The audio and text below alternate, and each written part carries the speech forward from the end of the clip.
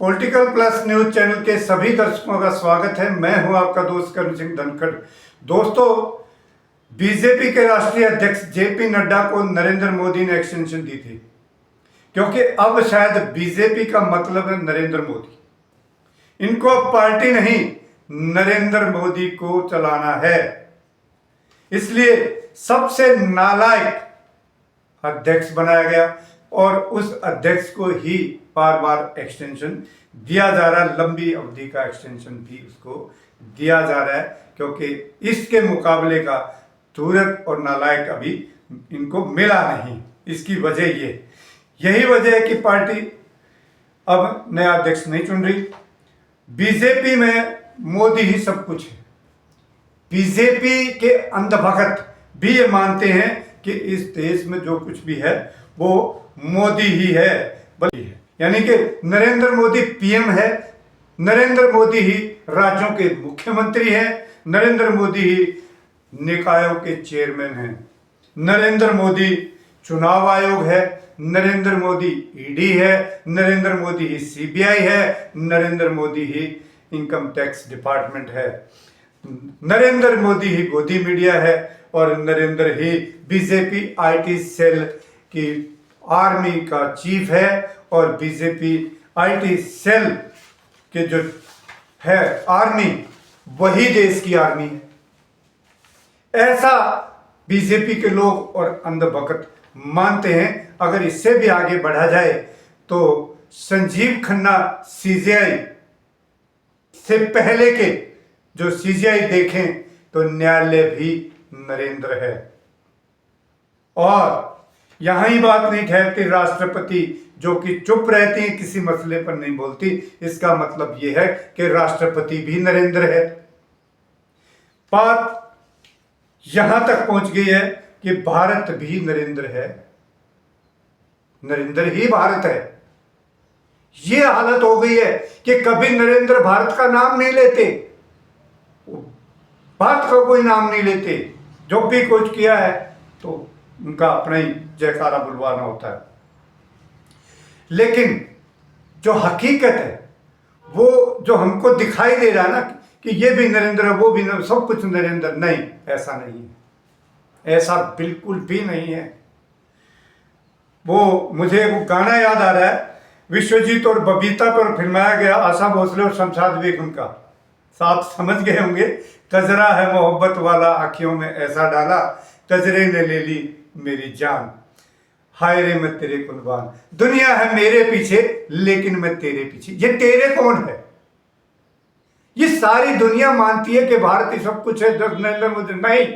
नरेंद्र मोदी अब भीतर ला जाने है कि नरेंद्र मोदी कुछ नहीं है, जीरो है। वो दुनिया है तेरे मेरे पीछे, दुनिया है तेरे पीछे। तेरे कौन है? वो है अडानी।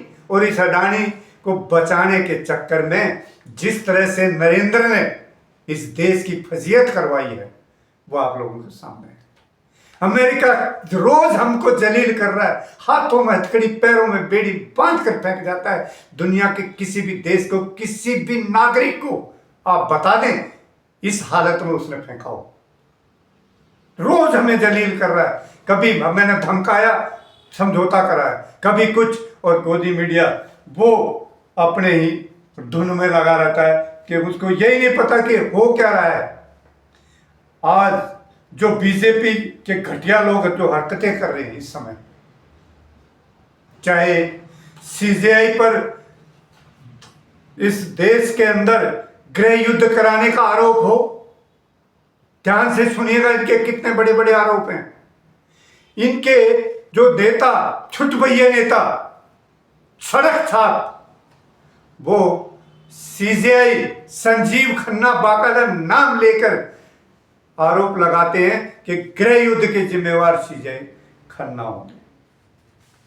और यही नहीं ठहरती बात, कोई विदेश सचिव की बेटियों को ट्रोल कर रहा है, तो कोई शहीद विनय नरवाल की पत्नी को ट्रोल कर रहा है,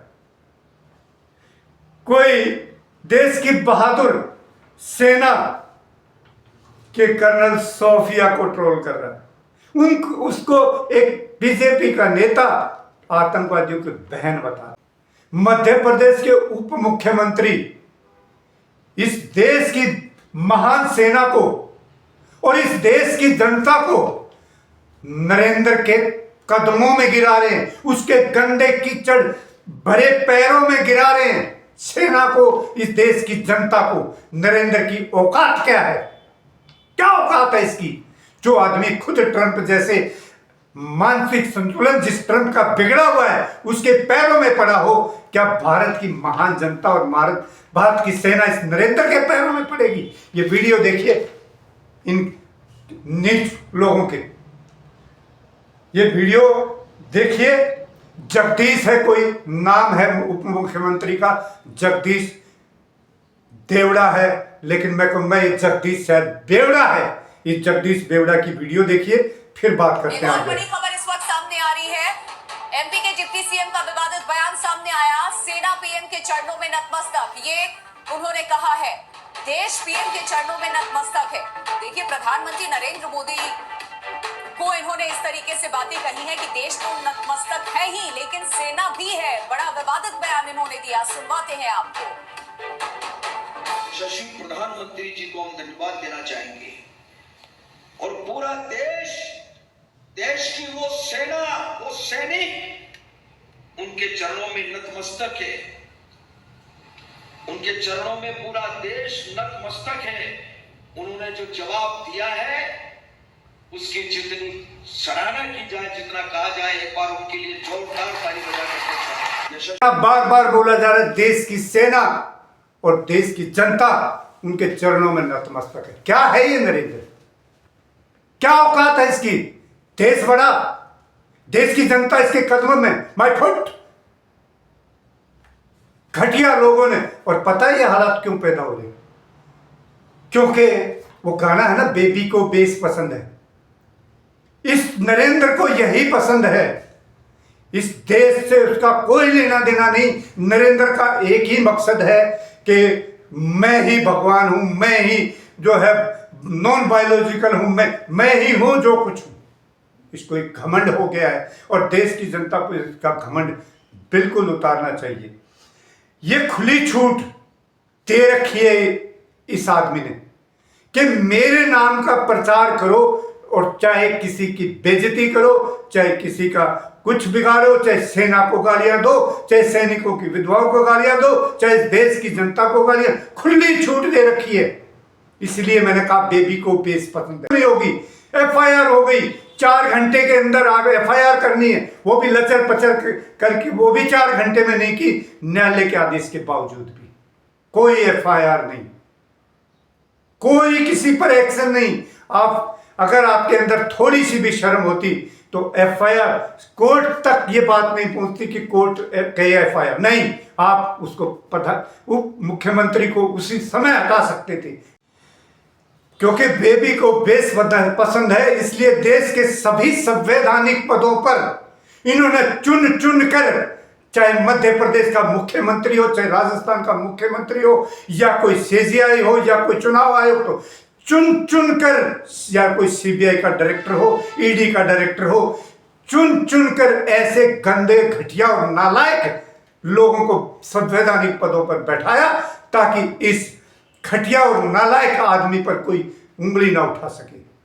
इस देश की इसने ऐसी हालत की है जो आज से पहले कभी नहीं हुई थी, वो गत बना दी है इस देश की इन्होंने, क्योंकि इसको गंद ही पसंद है। इसीलिए मैंने बार बार कहा कि बेबी को देश पसंद है, देश पसंद नहीं है इसे। दोस्तों, मैं इन्हीं शब्दों के साथ आपसे लेना चाहूँगा इजाज़त। जय हिंद साथियों, जय भारत।